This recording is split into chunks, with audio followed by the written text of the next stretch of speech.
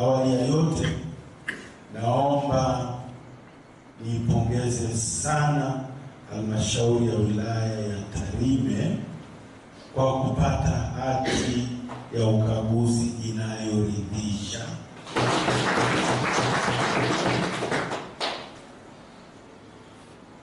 Hii ni hati ya 5 mfululizo, na hiyo ni miaka 5 ambayo nyie mko madarakani, yote hati safi. Kwa namna ya pekee sana nikupongezeni kwa namna mlivyofanya kazi nzuri ya kusimamia serikali na kuhakikisha halmashauri inatekeleza ilani ya chama. Hapo wengine hawatapenda ilani ya Chama cha Mapinduzi, na hata kuhakikisha kwamba katika utekelezaji huo usimamizi unakuwa thabiti, na mwisho wa siku yale malengo ya miradi hiyo basi yanakuwa yameakisiwa kwenye maisha ya wananchi. Naomba nirudie tena kuwapongeza, hongereni sana kwa namna mlivyochapa kazi.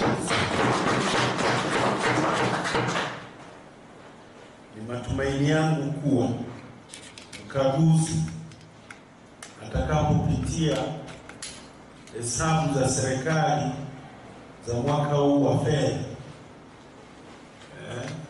mtapata tena hati safi, kwa sababu bado ni nyinyi wale wasafi. Sana kwa usafi huo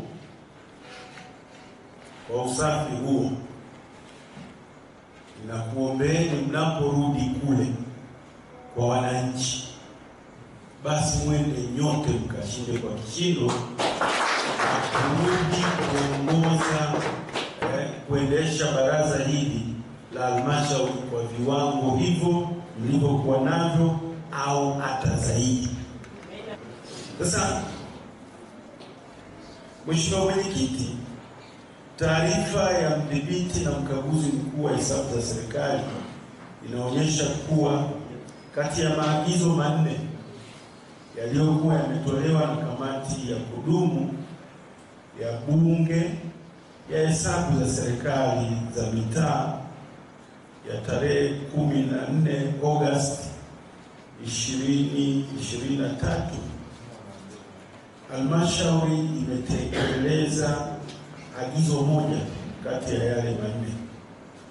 Maagizo 3 bado yako kwenye utekelezaji. Sasa kumilisheni kuwa baraza la madiwani linapaswa kusimamia uandaaji wa mpango kazi utakaohakikisha kuwa maagizo yote ya kamati ya Bunge na hoja zote za ukaguzi zinafanyiwa kazi kikamilifu. Mheshimiwa Mwenyekiti, uchambuzi wa taarifa ya ukaguzi unaonyesha kasoro mbalimbali kwenye usimamizi wa ununuzi na mikataba, hususani kwenye miradi ya maendeleo. Waheshimiwa madiwani, mnatakiwa kuhakikisha kuwa mnafuatilia kwa karibu uandaaji na utekelezaji wa mipango na bajeti ya miradi ya maendeleo katika maeneo yenu, ili thamani ya fedha ionekane kwenye miradi husika. Mheshimiwa Mwenyekiti, sasa naomba nitumie fursa hii kusisitiza masuala muhimu yafuatayo. 1. Baraza la madiwani lishirikiane na management kuibua vyanzo vipya vya mapato na kuimarisha usimamizi wa vyanzo vilivyopo ili kuongeza mapato ya ndani yasiyolindwa kwa ajili ya miradi ya maendeleo na uendeshaji wa halmashauri. Pili, mkurugenzi mtendaji wa halmashauri hakikisha kuwa fedha zilizokusanywa kwenye vyanzo vya mapato ya ndani zinapelekwa benki kwa mujibu wa sheria. Aidha, fedha ambazo hazipelekwa benki zipelekwe na wahusika wachukuliwe hatua za kisheria na kinidhamu. Tatu, ununuzi wa kazi, huduma na bidhaa ufanyike kwa kutumia mfumo wa NeST na si vinginevyo.